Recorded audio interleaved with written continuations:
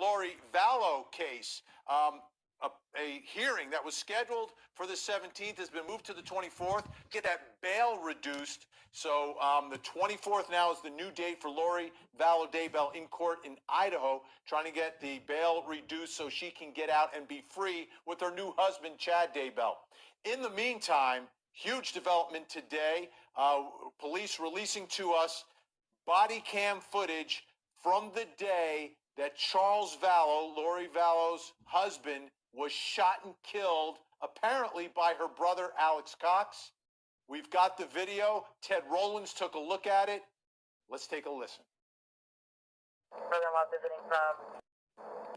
This is dashcam video from the Chandler Police Department obtained by Court TV.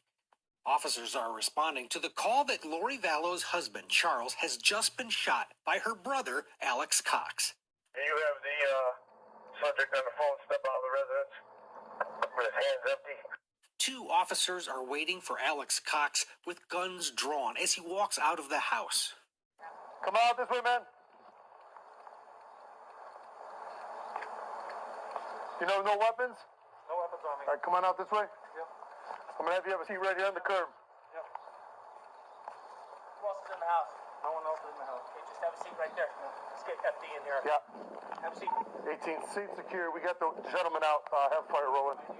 One officer goes into the house. The other asks Alex what happened. What happened today? How did it get to this? I don't know. He was enraged. What's going on? He was talking with my sister earlier. No, what happened today, though? Like, just in the last 20 minutes. He came at me with a bat. At first, Alex doesn't seem to have a clear response as to what happened. What was he accusing you of?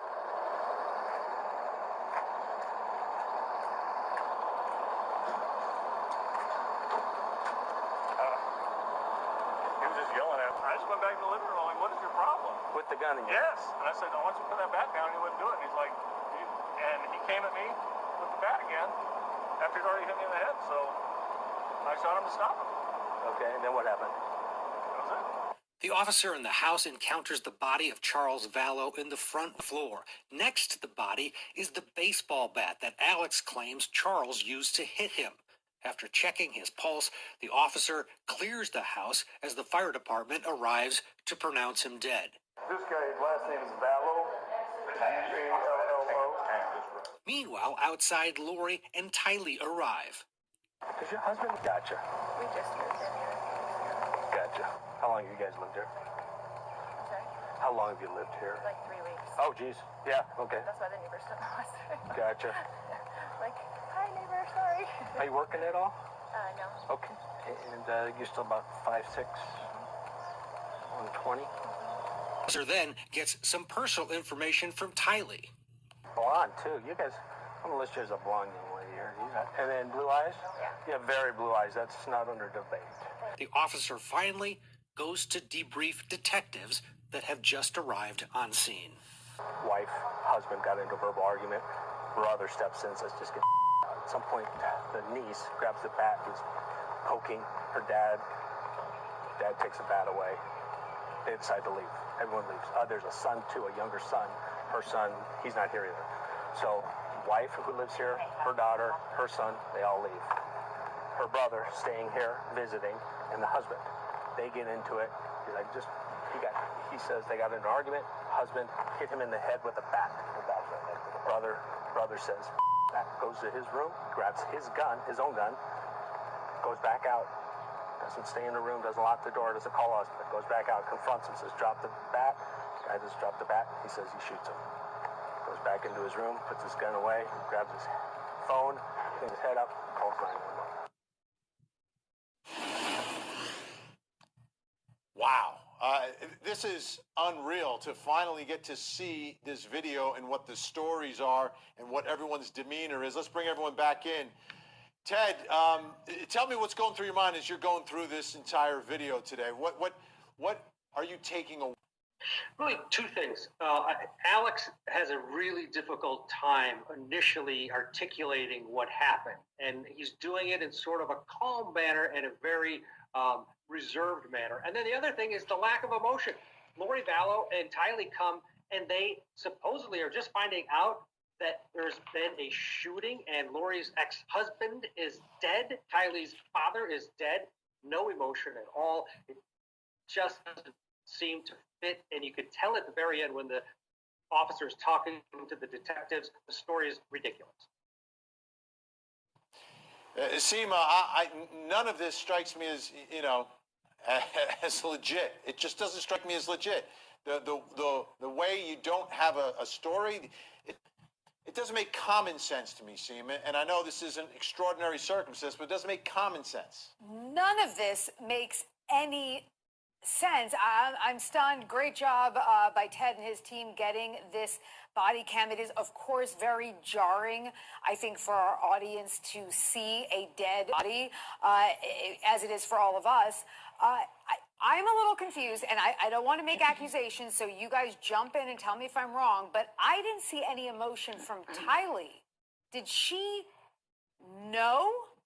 I mean, she was told about this. Maybe we're not showing her face. We can't see the emotion. But all of this seems so strange. Alex seems completely off. Nothing he said makes any sense. And I'm in shock. I'm really in shock by everybody in this video. Yeah, Julie, I'm listening to a story of a man gets hit in the head with a bat, but then can walk to his room, get his gun, and come out and shoot someone. That part of it doesn't make sense to me either. If someone's swinging a bat at your head? Right. No question. I'm curious if his injuries aligned with that story that he told police that he was hit in the back of the head with a baseball bat. If we were to believe Alex Cox's account, then a crime was committed. Then he's the victim of an aggravated assault. So right then and there, in this set of facts that he laid out, a crime was committed, and at that point, he had lots of options. He could have called 911 and got the police involved then. He could have stayed up in the room, just like the officer to him, could have left the house, could have called a neighbor, could have called Cult Mom, for crying out loud, or even, not that I'm advocating this, but even if he wanted to just duke it out with this guy, they could have maybe said, oh, let's take this in the backyard if we're so frustrated with one another, put the bat down. No, instead, he gets a gun, confronts him with deadly force after he had an opportunity to retreat and after he had an opportunity to cool off. This story stinks, Vinny. It stinks to high heaven. Ted, as you went through that video, I thought I saw maybe something on the back of his head. Did you see anything as you examined that video on the back of Alex Cox's head? Yeah, there's a small cut basically, and he keeps dabbing at it. He's making a big deal out of it, almost like trying to make it bigger as he's telling his story. But it by no way, it does not look like he was bashed on the head with a baseball bat. And by the way, Charles Vallow played baseball. He was a big guy. One of his relatives said if he'd have hit him on the head with a baseball bat, he'd have knocked his head off. Oof. Yeah. Let's listen to a little bit more of police speaking with police. Strange, doesn't live here. Lives in Texas. She's visiting.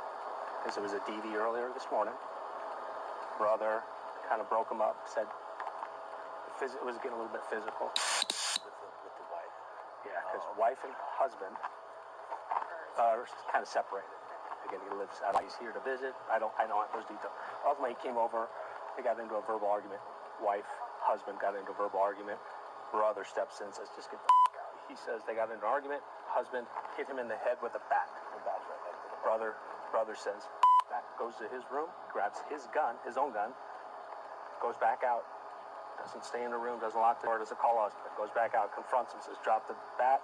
Guy just dropped the bat. He says he shoots him. All right, Ted, who's living where at this point? Is Charles Vallow officially out of the house at that point? Yes, it appears to be, and they claim he's living in Texas. It's unclear if he actually is living in Texas, because he went back and forth a lot, and he traveled a lot for business. Lori had just moved into this home condo with Tylee and JJ at the time. Her brother lived across town. He had spent the night before. That is something that the officer was asking. Why were you here last night? And he said, well, I was just, spending the night at my sister's place. But that also seemed to raise a flag with the officer. Yeah, absolutely. Let's listen to a little bit of JJ's grandparents, their reaction to this story of self-defense. I want to go back to after Charles was shot and killed by Lori's brother. Did you believe that story? Not at all. That was the most story Larry. that I have ever heard in my life. Any person that knew Charles absolutely knew that was a setup. That was a absolute setup murder for hire. I say, because I still say that Alex done it, and I still say that Lori's was going to compensate him out of the insurance proceeds. And there's no way that was an absolute murder.